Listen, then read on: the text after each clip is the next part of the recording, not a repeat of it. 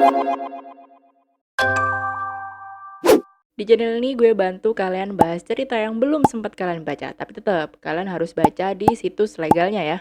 Jangan lupa subscribe dan juga nyalain notifikasinya biar kalian gak ketinggalan cerita-cerita berikutnya. Oke. Halo pemirsa, kemarin gue ngebahas manhwa yang ceritanya tuh enges kayak Cry or Bad Redback sama Serena. Dan setiap ngebahas mereka tuh dada gue rasanya kayak sesek banget. Tapi pas bahas manhwa Aesop Romance yang kayaknya minggu kemarin mereka tuh comeback, gue tuh kayak ngerasa kayak gemes banget gitu loh. Kenapa mereka tuh gak nikah aja gitu loh, karena gemes banget. Gue iri, gue bilang.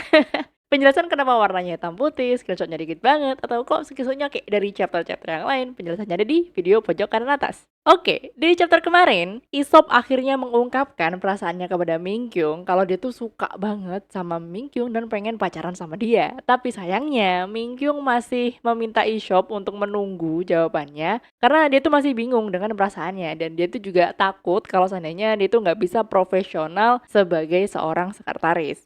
Nah, di recap manhwa Aesop Romance chapter 56 sampai 57 yang merupakan season kedua, sekarang Aesop sudah resmi menjadi CEO dari TK Fashion dan dia tuh mulai riweh dengan serangkaian rapat di sana sini demi menstabilkan kondisi dari TK Fashion yang udah hampir chaos. Untungnya, ada Minkyung yang berhasil menata semua jadwal rapat dan pertemuan penting yang akan dilakukan oleh Aesop.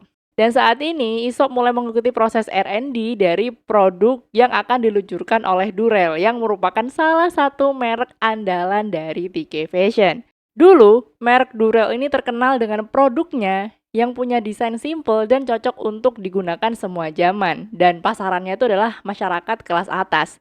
Tapi, seiring dengan berjalannya waktu, semakin sederhana desain produk tertentu, hal ini tuh bakal dengan mudah di-copy sama kompetitor mereka. Akhirnya, mereka kalah dengan pesaing mereka yang bisa menjual barang dengan harga yang lebih murah, tapi kualitasnya agak beda dikit. Nah, sekarang, produk manajemen dari Durell akhirnya meeting buat menentukan produk baru macam apa yang akan mereka keluarkan. Tim marketing dan tim penjualan pengen bikin produk yang common gitu, yang biasa-biasa aja, yang lumrah buat dipakai orang-orang, biar semua orang itu bisa make di kondisi apapun dan nggak terlalu segmented gitu pasarnya. Tapi tim desain nggak pengen bikin desain yang biasa aja, karena mereka tuh harus memiliki identitas dalam sebuah brand. Sedangkan tim produksi itu kayak udahlah kalian tuh maunya gimana sih, bahan-bahannya ada atau enggak gitu aja dulu. Jadi kayak suasana rapatnya tuh sangat hidup dan sangat chaos, caur banget pokoknya. Dan Aesop ini sampai minta ampun karena semua orang itu ikutan ngomong. Setelah rapat bareng sama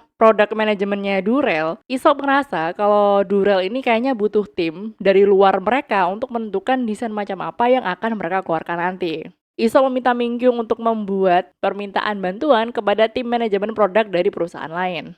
Banyaknya agenda untuk menstabilkan TK Fashion akhirnya mau nggak mau bikin Minkyung mesti lembur buat ngurus ini itu. Sebelum pulang, sebagai bos yang baik, Aesop nyamperin Minkyung yang akhirnya mesti lembur dan dia tuh nawarin sesuatu ke Minkyung. Aesop kemudian memberikan sebuah permen coklat dan Minkyung ini cuma ketawa doang karena dia tuh bilang kalau ternyata upah lembur gue sebatas coklat doang ya. Terus si Aesop bilang, yaudah kalau nggak mau aku makan aja. Ngelihat Aesop memakan coklat yang harusnya itu milik Minkyung, Minkyung jadi kelihatan kayak sebel-sebel lucu gitu. Tiba-tiba, Aesop meraih bibir Minkyung untuk memberikan coklat yang dia makan langsung ke dalam mulut si Minkyung.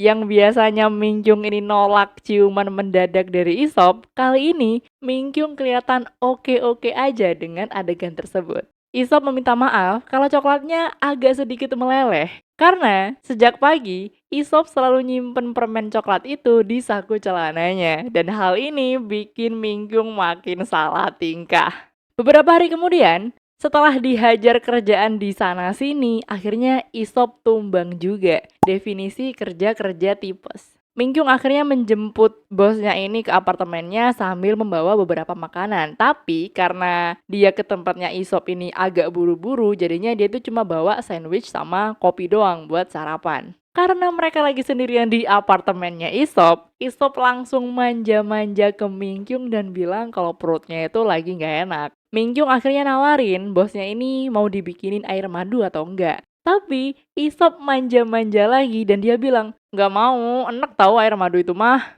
Minkyung yang capek sama kebiasaan Isop manja-manja ketika sakit, akhirnya dia tuh nanya, ya udah maunya apa? Isop ingat kalau dia tuh masih punya persediaan bubur di dalam kulkas. Dan akhirnya Minkyung ini mencoba untuk memanaskan kembali bubur tersebut dan kemudian diberikan kepada Isop untuk sarapan hari ini. Minkyung ngeliat kalau Isop sama sekali nggak menyentuh bubur yang sudah dia panaskan tadi. Dan Isop bilang kalau buburnya ini rasanya terlalu biasa aja gitu buat sarapan. Sejujurnya, Minkyung ngerasa kalau buburnya ini kelihatan enak-enak aja gitu loh. Dan Isop akhirnya menawarkan bubur tersebut untuk dimakan oleh Minkyung. Setelah disuapi oleh Isop, Minkyung kaget banget karena buburnya tuh ternyata enak banget dan dia tuh bahkan bilang kalau suatu saat nanti dia tuh kepengen beli bubur itu kalau dia punya waktu. Ternyata perkataan Minkyung ini bikin Isop semangat banget buat makan bubur tersebut dan dia bilang kalau bubur ini tuh harganya mahal banget dan kemungkinan Minkyung itu nggak akan mampu buat beli bubur tersebut. Ternyata bubur tersebut adalah buatan langsung dari tangan Isop. Mendengar kalau bos yang selalu memiliki pembantu di rumahnya ini membuat bubur seenak itu, Minkyung langsung kaget sampai-sampai dia tuh kelihatan melongo. Ngeliat asistennya ini kelihatan menganga mulutnya, Isop akhirnya mencoba untuk menggoda Minkyung dan dia tuh pengen banget nyium si Minkyung sekarang. Tapi Minkyung langsung menolak ciuman tersebut dan bilang kalau sampai sekarang dia tuh masih belum ngasih jawaban dia tuh mau pacaran sama Isop atau enggak. Minkyung kembali menegaskan kalau dirinya tuh belum memberikan jawaban dan selama Minkyung belum memberikan jawaban, Isop nggak boleh pegang-pegang dan nggak boleh main nyosor bibirnya Minkyung. Mendengar hal tersebut, Isop langsung ngambek karena sampai sekarang dia tuh kayak masih digantung gitu loh sama Minkyung dan dia tuh gak bisa cium-cium sambil pegang-pegang kesayangannya ini. Ngeliat Isop ngambek, Minkyung juga langsung kelihatan sedih karena Isop jadi kayak agak cuek gitu ke dia. Menyadari sekretarisnya yang manis ini kelihatan sedih, hati Isop juga akhirnya meleleh karena dia tuh gak bisa ngelihat kesayangannya ini kelihatan sedih. Dengan lembut, akhirnya Isop menempelkan keningnya di kening dari Minkyung dan dia meminta izin ke Minkyung. Kalau seandainya kontak fisiknya cuma begini doang, boleh nggak? Gemes banget gak sih? Mereka tuh bahkan lebih manis dari pasangan-pasangan yang ada di dunia nyata gitu loh. Gue pengen banget Tuhan, ya ampun. Kalau kamu suka sama Ricky Manwa ini dan aku harap kamu suka, kamu bisa klik tombol like-nya. Dan kalau kamu gak suka, kamu juga bisa, seperti biasa, Manwa ini selalu pendek recapnya. Dah gitu aja, bye.